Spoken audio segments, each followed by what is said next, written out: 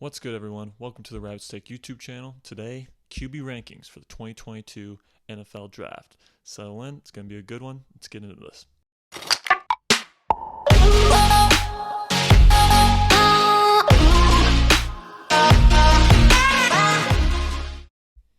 Alright, so we got 6 quarterbacks on our list today, and we're going to go in descending order. So my number 6 quarterback in this year's draft class is Cincinnati's Desmond Ritter. What can I say about Ritter? He's got an NFL body, size. He's a plus runner, really good straight line athlete, ran the 4.4s at the combine. He can throw with anticipation.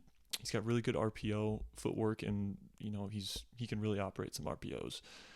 He plays with good eyes. He manipulates the middle field defenders pretty well. Cincinnati's offense ran a lot of pro-style concepts. He's one of the better guys in this class at working through progression reads. But there's a lot of things that are big red flags for Desmond Ritter for me. First and most importantly, his accuracy. I probably watched 8 or 9 of his games this past season, and I'd say on average there's about 7 to 8 wide misses on his tape, and that's just not going to cut it on Sundays. So, I think that can be attributed to poor mechanics with his upper body. I don't think he really drives into his front leg when he throws. He's throwing off his back leg a lot. He doesn't really get through his throws too often. And then his footwork. His footwork is very, very bad, especially when throwing to his right. There's flashes of really, really good footwork, particularly when throwing deep down the field, when there's a concept that is designed for him to look deep in shot plays. But, the short to intermediate routes, footwork isn't great, and it really messes up with his timing. It really messes with his ball placement. And the reason why these things concern me a lot is that he's been working with a professional QB coach in Jordan Palmer for multiple years now in the off season. Palmer works with guys like Josh Allen, Deshaun Watson. He's got a long list of guys that he's worked with, successful guys in the NFL. So he knows what he's doing.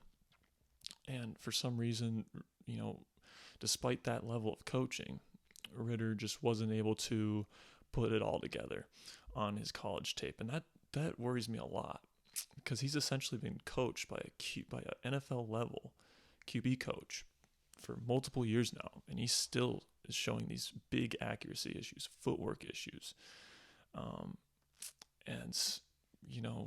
There's just not enough there for me to say that I trust in Desmond Ritter at the next level to be a first-round pick, maybe even a second-round pick, because the red flags here are really, really concerning. Footwork is usually something, and ball placement in general is something that can be fixed. The way that you look at accuracy is that if they have bad footwork but decent upper body mechanics, you can say, all right, we can work with that. We just got to get his footwork in line, and then he'll be fine. But when you have a guy like Ritter, where his upper body mechanics and his lower body mechanics are not great, they're not in sync, it's very, very difficult to get them around to playing NFL level quarterback play and putting the ball where they want to consistently. It's going to be an uphill battle for Ritter. I can see why people like him.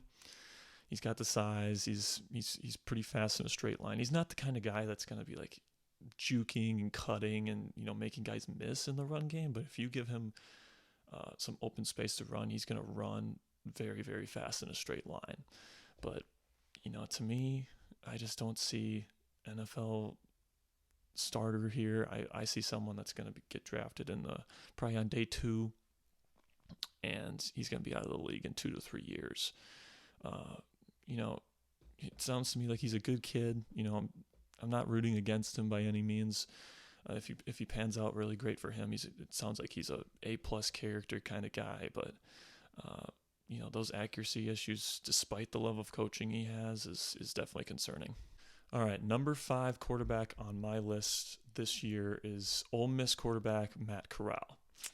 Now, Corral is interesting because he's got some physical gifts that a lot of the guys in this class just don't have. He's a pretty darn good runner. He's got a great arm.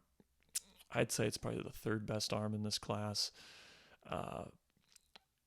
And he's got some playmaking ability. He's really good at sensing pressure in the pocket. That's one of his great things. He's got a very quick release, the quickest release in this class, which is something that you really look for. Really good upper body mechanics. He has flashes of good footwork, but man, just with him, here are my concerns.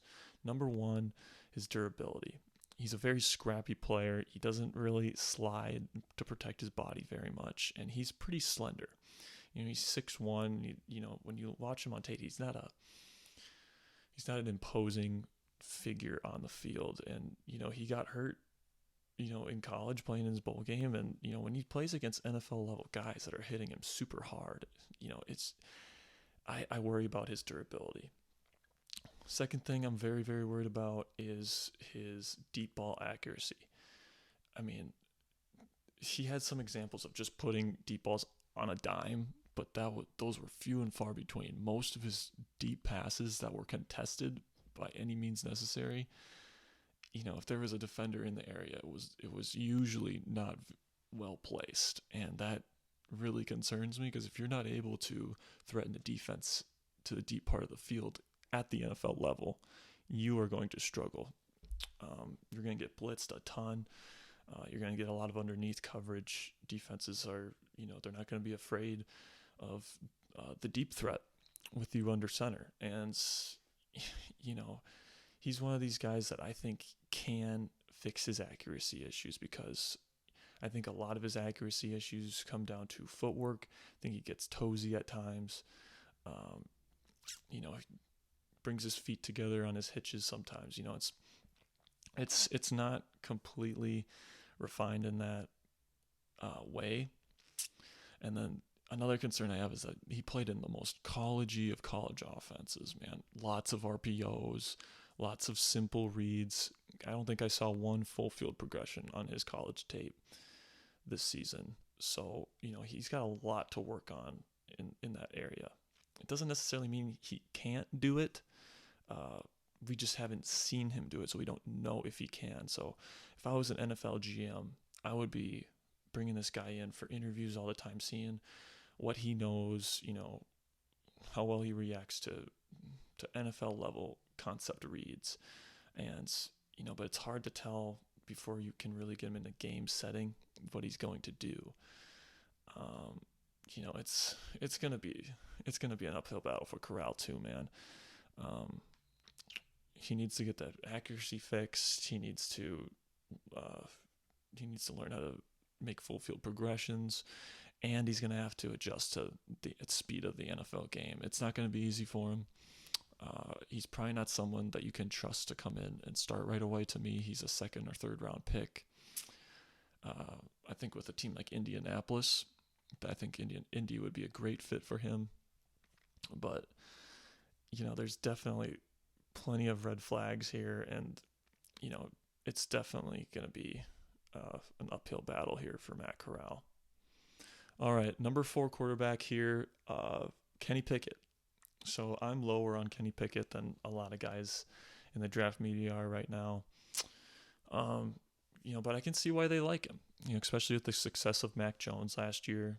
Kenny Pickett is a guy that can, he ran a pretty pro-style offense in college, and he's very decisive, and he's very, very good processing information, throwing with anticipation, throwing with timing, knowing where to go with the football. I mean, Kenny Pickett knows what to do in these areas, and because of that, I think he's going to be able to carve out some sort of career in the NFL. He's not going to be I don't think he has a low floor where he's going to be out of the league in 2 to 3 years like Ritter or Corral can be.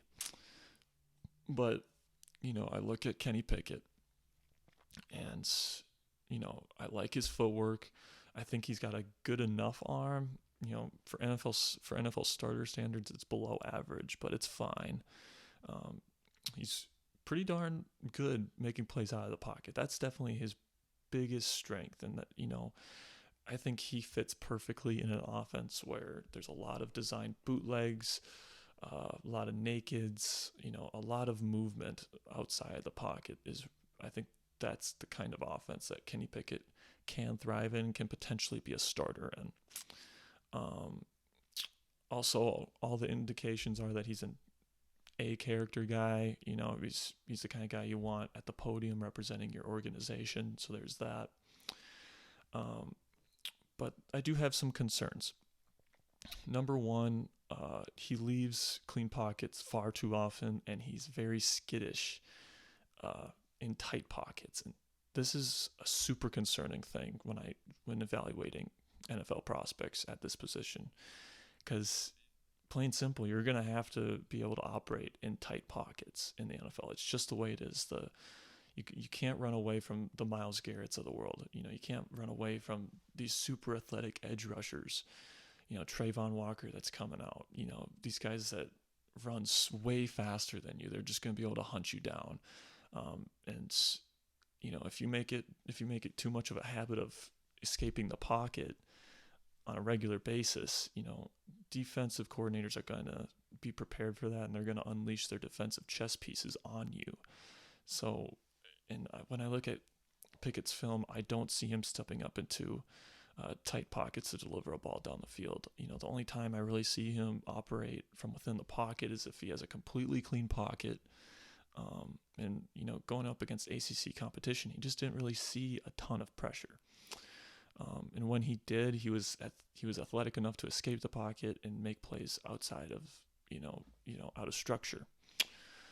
But at the NFL level, you're not going to be able to do that. And the fact that he's skittish and uncomfortable with pressure at the college level, it's not going to get any easier now. And that's not something that's necessarily teachable. That's something where that's ingrained in your mind and the way that you play. And Pickett having to adjust to the NFL level, the speed of it, learning a new offense, it's going to be tough, man. It's not going to be easy. And as far as the processing goes, it's good. Don't get me wrong, it's good. He's generally ready to play in the NFL from a mental standpoint, but it's not like on the level of Mac Jones from last season. It's not, it's not fantastic, especially when throwing to the deep part of the field. He loses backside safeties, gets him in trouble quite a bit. He's very effective in the short to intermediate game, but as far as hitting targets down the field and hunting deep balls, Kenny Pickett's not that kind of guy. But he's the type of guy that. Oh, and another thing, hand size. I know it's something that everybody says it doesn't matter. It's just a stupid thing that NFL scouts talk about. But for teams that play in really frigid and wet conditions, like for example Seattle, or any team in the AFC North, teams that play regularly in the rain and in the cold and in the snow, Kenny Pickett is going to have a hard time gripping that football. It's going to be a fumble issue. It's going to be an accuracy issue. Kenny Pickett needs, in order for him to be a long-time starter in this league, he needs to go somewhere where he's playing in good enough conditions for him to grip the football properly. I think it's a plus that he's played with gloves for a long time. He's not going to have to make that adjustment at the next level. But man, if I was a Washington, if I was a Pittsburgh, if I was a Seattle, most of the teams that are looking for quarterbacks play in these kinds of conditions this year. To me, Carolina and New Orleans are probably the best fits for him. But I don't think Carolina's going to take him at 6. I think they're probably going to trade down, and if they can't trade down, they're going to take a tackle.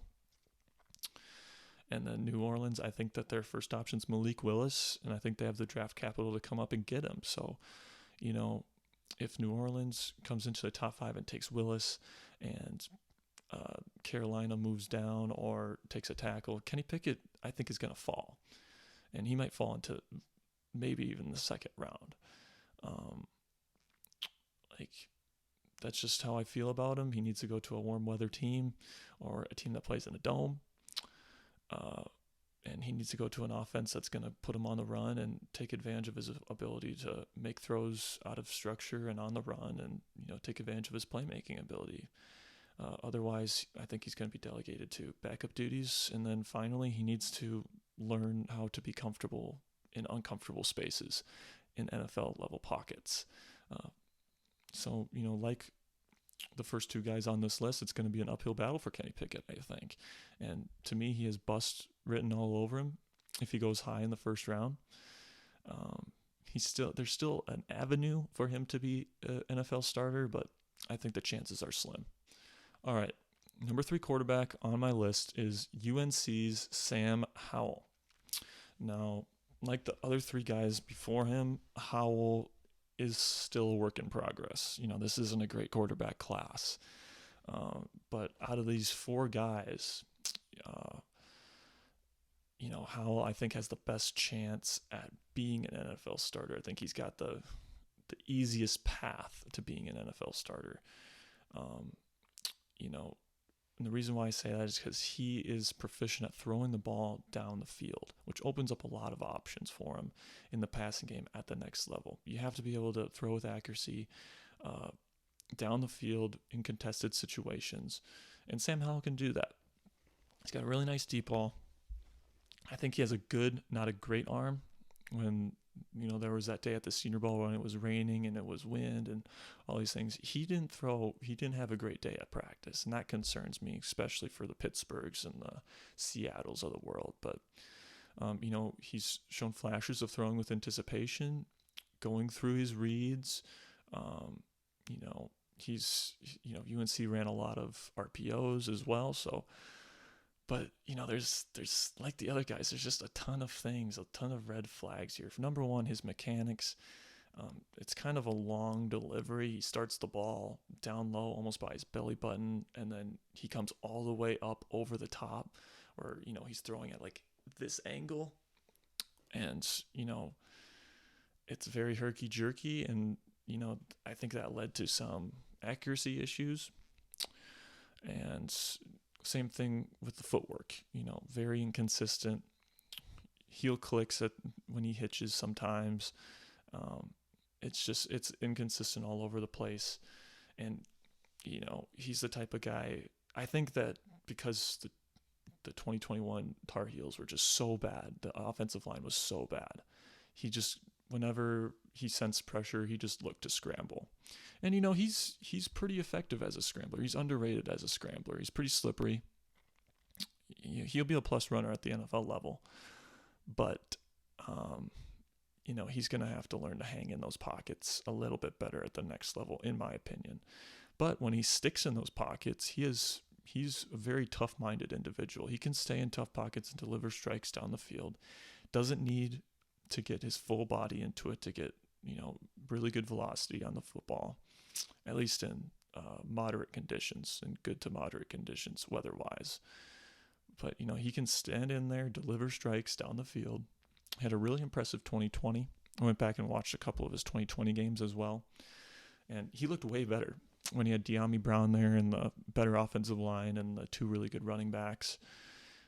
He looked a lot better. And that's why he was being considered as a top 10 pick before he kind of dropped off. And he's definitely fallen the most during this draft process, I would say. But, late first round, if I'm Tampa Bay, I'm thinking about taking Sam Howell. He throws a good deep ball. He's shown the ability to throw with anticipation and throw within tight pockets and tight spaces.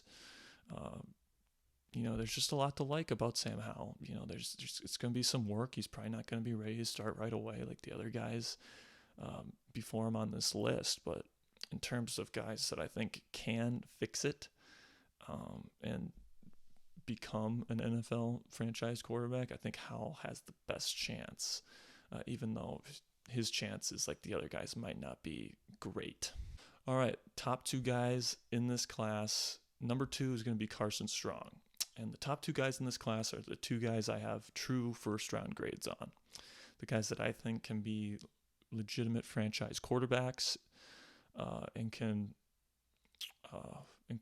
be very, very productive starters in the NFL. You can win with these guys as your franchise quarterbacks. And number 2 is Carson Strong, out of Nevada. Talked about him in my last video. Great deep ball, great arm strength, moves in the pocket really well, can throw in tight spaces, throws with anticipation, throws with touch. He's got good size, plays with good eyes, and manipulates middle field defenders. The only thing is the injury, and I just don't know about his injury. Everybody in his camp is saying it's all right, but of course they're saying that. If I was an NFL GM, I'd be doing extensive medical checks on him, making sure that, if we draft him, is he going to be able to play 10 years down the line, or is his cartilage in his knee going to give out? There's not a whole bunch of negatives when I look at Carson Strong. When I see him, I see a very polished and NFL-ready guy. The only things that he's really going to have to adjust to is NFL footwork and offensive structure, because he played in an air raid offense in Nevada, and he's going to have to learn a new NFL system and new footwork, and that's going to be a challenge, along with adjusting to the speed of the NFL game. He didn't play against necessarily top-level competition, so there's that. And then, if there's one thing about his game that maybe I don't love, is sometimes his footwork can get a little choppy, but that can be expected with a air raid quarterback. There's not as big of an emphasis on footwork in the air raid system, but and then he can put the ball in danger from time to time, because he just has so much freaking belief in his ability to hit tight windows. I mean, he throws balls into windows he should not be able to fit them into, but he does anyway on like 3rd and 26.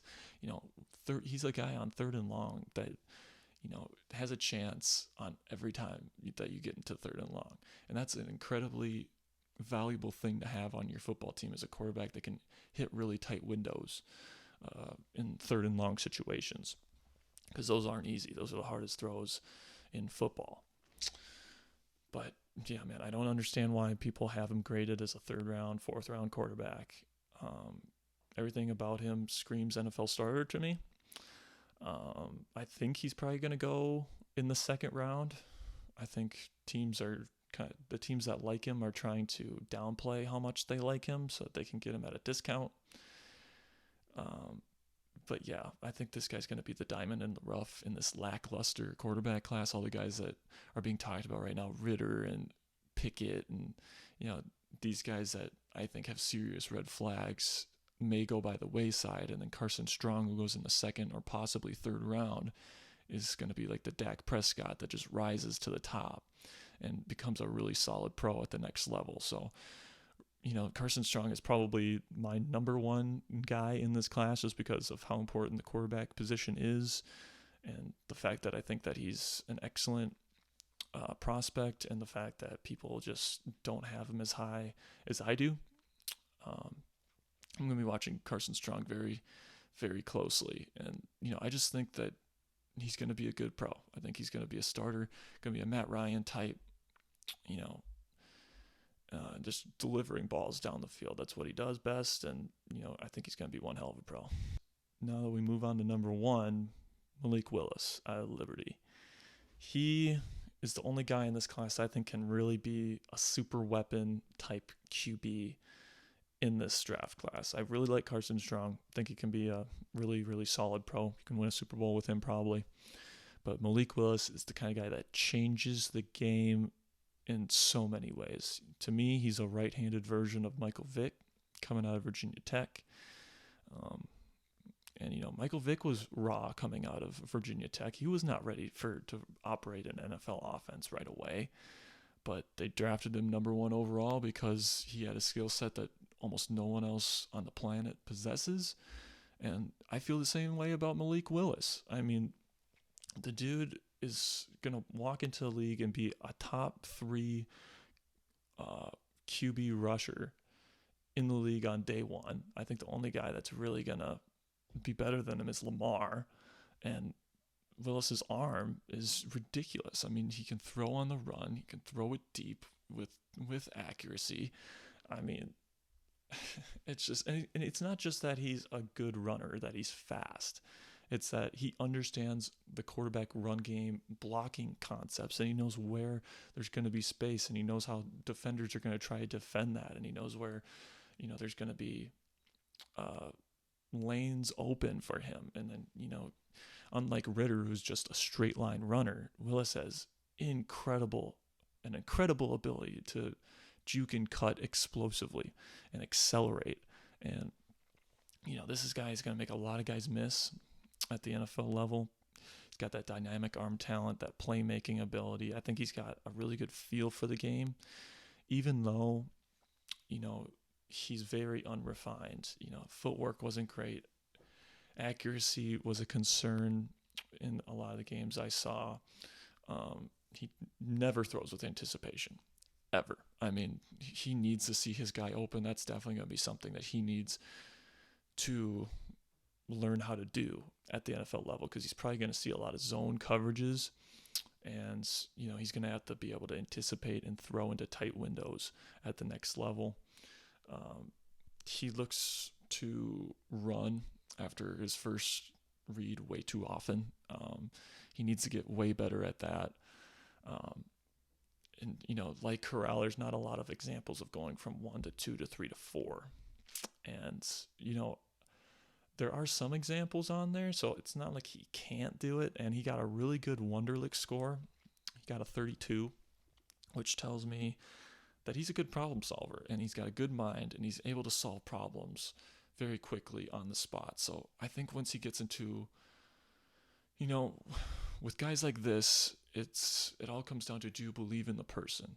Guys like Josh Allen, Patrick Mahomes, Lamar Jackson, Justin Herbert, Deshaun Watson, all these guys were raw coming out of college, and they had lots of red flags, and you just don't know with these guys.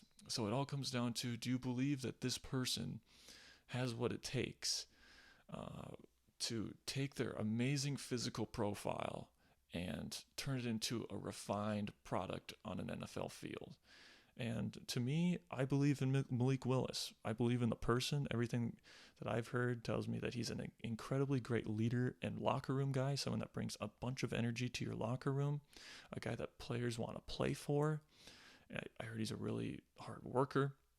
He's going to come in and he's going to pound the process every day. He's going to grind it out every day.